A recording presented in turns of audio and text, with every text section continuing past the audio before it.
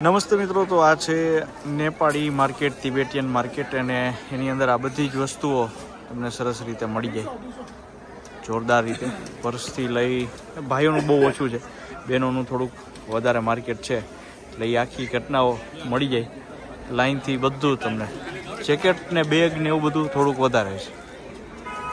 તો મિત્રો, ખાસ આબુની અંદર અહીંયા ઘોડા સ્ટેન્ડ છે. મોટો રાઉન્ડ તમારે ફેરવવો હોય, ચક્કર લગાવી તો 300 રૂપિયા, નાના રાઉન્ડના 150 રૂપિયા. અને આ બાજુ આખી આ બારની મેં તમને તિબેટિયન માર્કેટ કીધી હતી, એ ભાવ પણ જોરદાર ગજબના હોય છે. જો ઘોડા તમે એકથી એક ચડ્યા હતા. સારું લાઈનવાળું આપણે કંઈ પણ આ એના કરતાં થોડાક વિશેષ છે. બધા મોટા ભાગના નર ઘોડા હોય છે. અહીંયા જુઓ તો ખબર પડે, જબરજસ્ત છે. જે આ ઘોડો રહ્યો ને એ મસ્ત છે. 3 પગ જોઈ લો, પગથી લઈને બધું જોરદાર.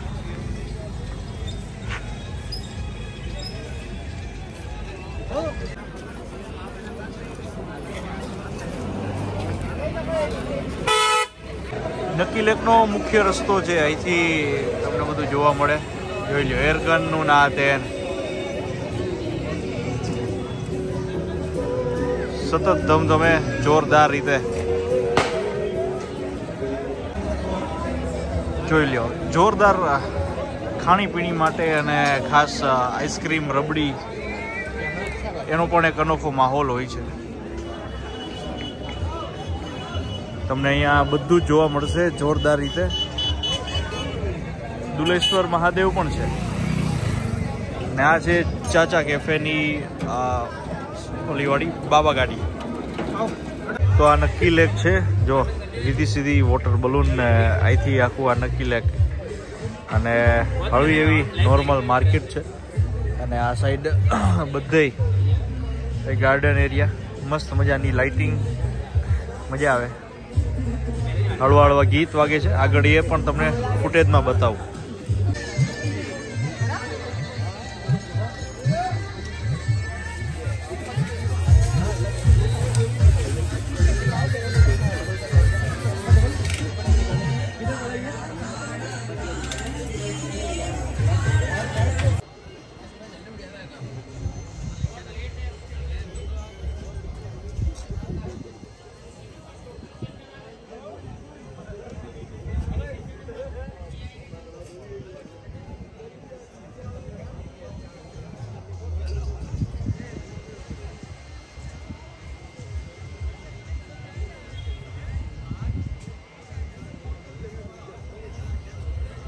તો આ છે આબુની રાતનો દિવસ.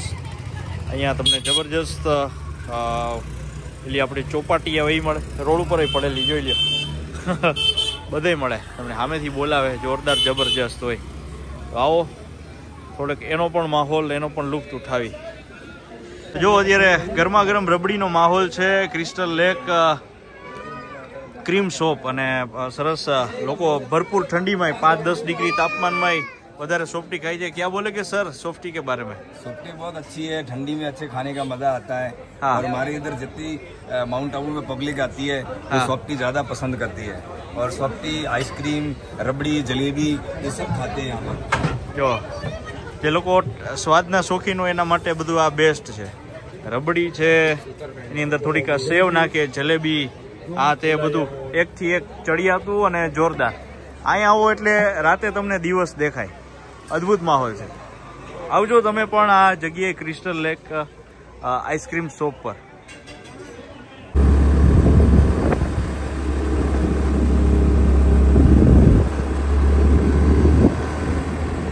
તો મિત્રો, અત્યારે આ ગુરુ શિખરનો રસ્તો છે આબુથી શરૂઆતની અંદર, અને 2 વ્હીલ લઈને જાઓ તો તમને વધારે મજા આવે.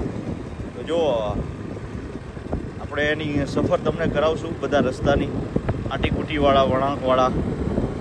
અને ચાલો આબુની આ સફર કરીએ ટ્રાવેલિંગ બ્લોગમાં.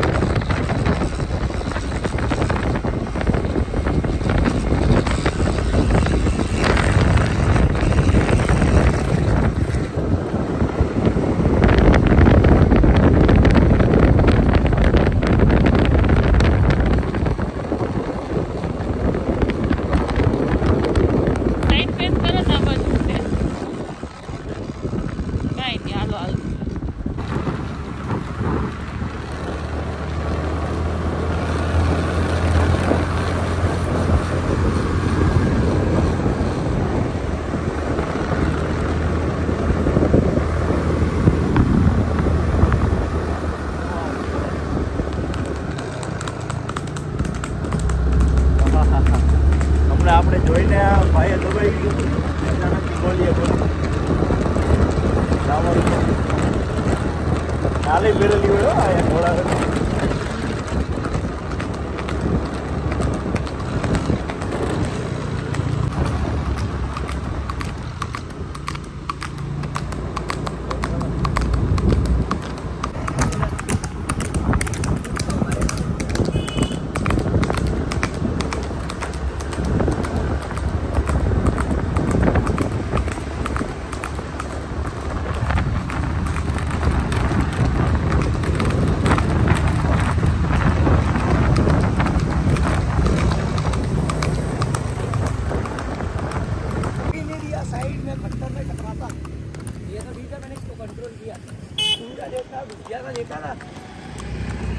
फर्स्ट बार वो चला रहा है, मेरे को लग रहा है.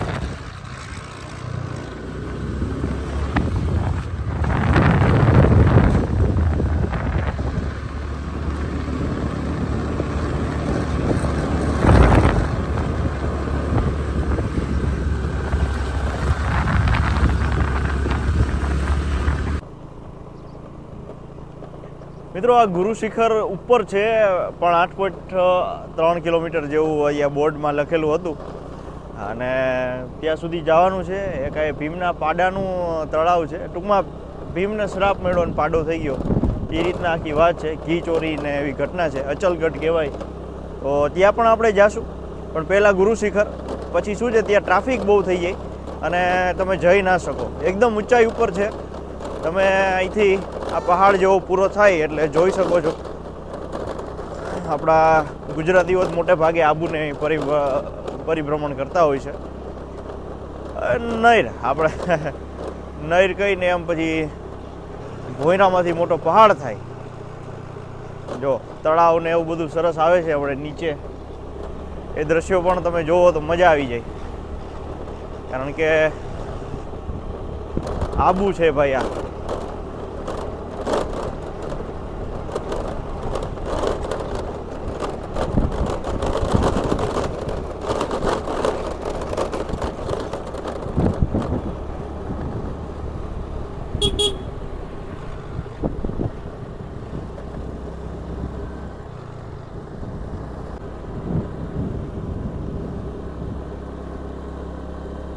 મિત્રો અદ્ભુત નજારો જોઈ શકો છો નીચે તળાવ ને. આ હા હા હા, કોપી કરવી હોય તો બીજા બધાની કરવા કરતા આવી કંઈક કોપી કરો. કુદરતે બનાવ્યું છે એ બનાવો કંઈક, જો ભેગું થાય તો. અને ન થાય તો પછી આને જોવો અને સાચવો તો કંઈક સારી વાત કહેવાય ને.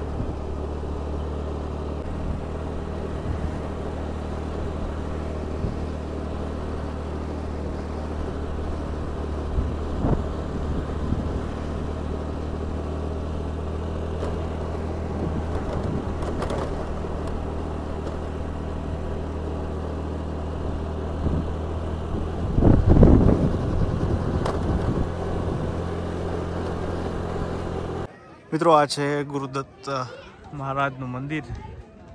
ત્યાં એક ડંકો છે, વગાડવાની પ્રથા છે. અહીંથી તમે જુઓ આખો વ્યૂ બહુ ઊંડું છે. મમ્મી તું દર્શન કરે છે, બીજાને ના મગજ ખરાબ કરે. બહાર આવી તું કર લે દર્શન. આ તો અડધો આબુ ગણ કયો ગણ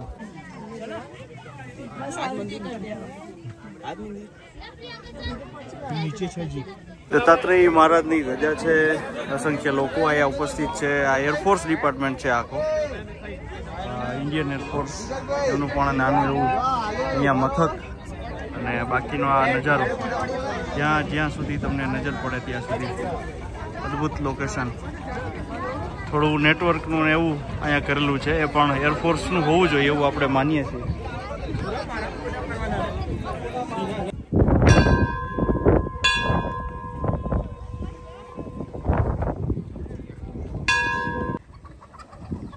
પછી મિત્રો જુઓ, અમને આ મુરગી ફાર્મ મળ્યું છે, દેશી મુરગી ફાર્મ. અદ્ભુત છે, એટલા બધા કુકડાઓ જો અઢળક, જ્યાં નજર પડે ત્યાં.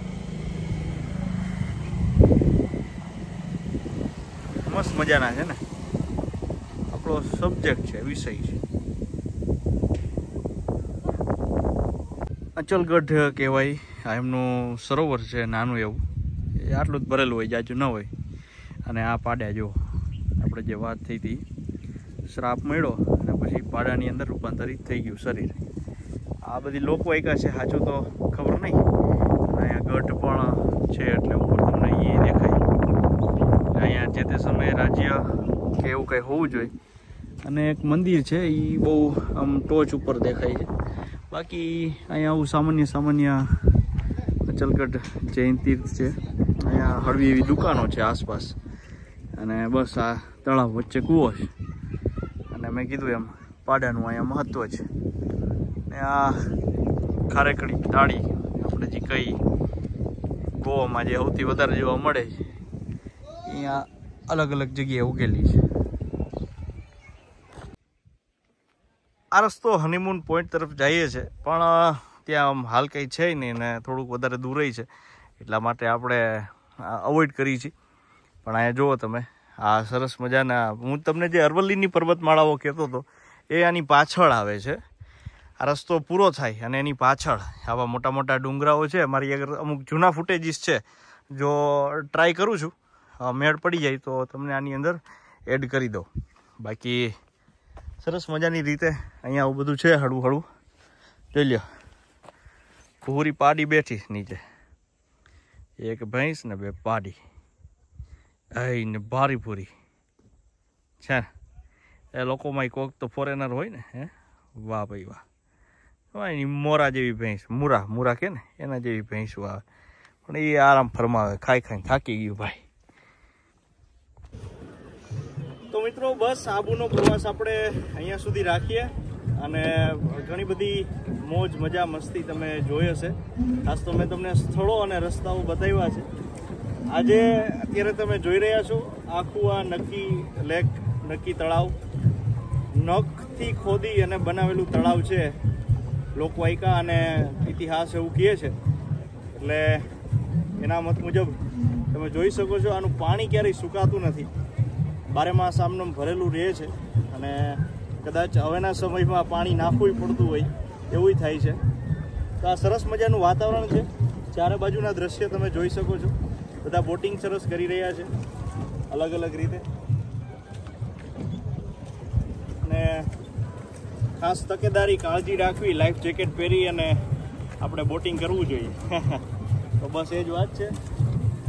ને બસ આવો માહોલ છે. તો બસ આ જ વાતની સાથે આપણે હવે વિડીયોને, આબુના પ્રવાસને અહીંયા પૂર્ણ કરીએ છીએ. અને ફરીથી મળશું ટ્રાવેલિંગના કોઈ નવા વિડીયોની સાથે. તો અશ્વની સાથે ટ્રાવેલ આપને કેવું લાગે છે મારા દ્વારા, એ પણ આપ મને આખી વાત કરી શકો છો, જણાવી શકો છો. આપના સૂચનો આવકાર્ય રહેશે. બાકી તો આપણે રેગ્યુલર કરતા જ હોઈએ છીએ બધી સરસ મજાની ચર્ચાઓ, વાતો, આ તે બધું. બસ આપ પણ જ્યારે આબુના પ્રવાસે આવવાનું થાય ત્યારે પધારો અને આ બધું એડવેન્ચર છે એનો લુફ્ત ઉઠાવો, મોજ માણો. મળીએ નવા વિડીયોની સાથે. ધન્યવાદ. ભારત માતા કી.